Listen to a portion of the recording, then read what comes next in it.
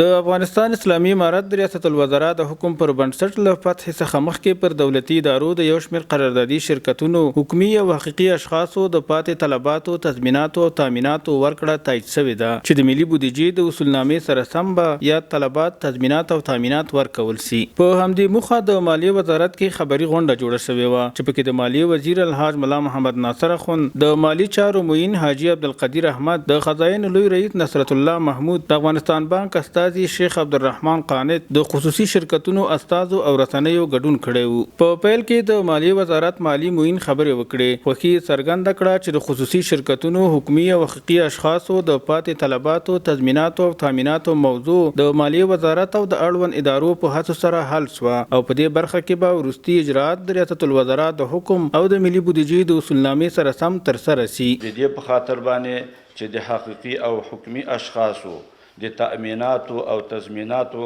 سربیره د طلباتو ستونزې هم حل شي،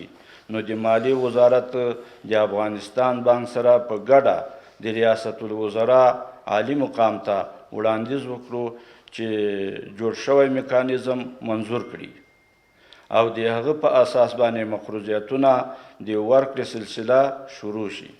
چې له نیکه مرغه اوس مهال نوموړی وړاندیز د ریاست الوزرا د عالی مقام له لوري منظور شوی ده. د خزاین لوی رئیس د اسلامي امارت له بیا حاکمیت څخه مخکې پر دولتي ادارو د پاتې طلباتو تضمیناتو او تامیناتو د ورکړې په تړاو بشپړ معلومات وړاندې کړل او څرګنده یې کړه چې د اقتصادي کمیسیون د هدایت پر بنسټ مالی وزارت ته دنده وسپارل شوه ترڅو یاد مقرضیتونه په دقیق ډول تثبیت کړي چې د مالی وزارت په مشرۍ د ګډو کاري کمیټو د هڅو په پایله کې تر دې دمه د 26 ادارو طلبات تضمینات او تامینات تثبیت شوي دي. تقریبا د 26 اداراتو تثبیت سوي ارقام موږ ته رارسېدلي چې موږ ریکانسیلیشن کړی ورسره، یعنې تطبیقات مو کړي او درست دي. خو موږ د هغه طرزالعمل په مجموع کې نه و منظور، نو په دې اساس مو پیمنټونه یا تادیات نه سوی کوی. نو د افغانستان بانک د محترم ملګرو سره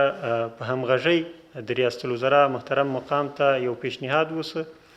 او هغه پیشنهاد منظور سه، حکم راغی چې په هغه کې دغه طرزالعمل په مجموع کې منظور سه. نو تر اوسه د هغه طرزالعمل له مخې چې کوم تثبیت سوی ده موږ سره شریک سوی، هغه د 26 اداراتو تثبیت تکمیل سوی ده. 18 هغه ادارې دي چې د هغو خپله تثبیت پروسه تکمیل کړې وه، موږ سره خپل هغه ارقام شریک کړي خو مسترد سوي، یعنې د بعضو ستونزو له وجې چې هغه باید دوی اصلاح کړي، بیرته دوی ته مسترد سوي او دوی پې کار کوي تر څو هغه اصلاح کړي بیرته یې موږ ته راوړي. او 8 هغه ادارات دي چې تر اوسه موږ ته خپل هغه تثبیت نه ده راوړی.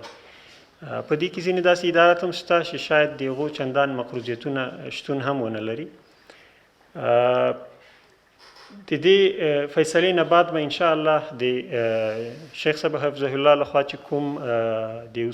بودیجې اصولنامه منظوره سوې وه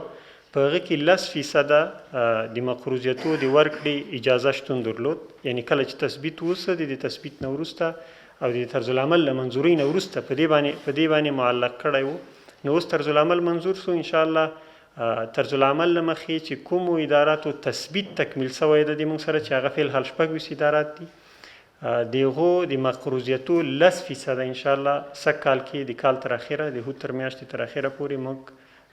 آماده یو چې هغه پیمنټونه ورته وکړو. د یادونې وړ ده چې خبري ناستې په پای کې د خبریالانو پوښتنو ته ځوابونه هم ورکول شول.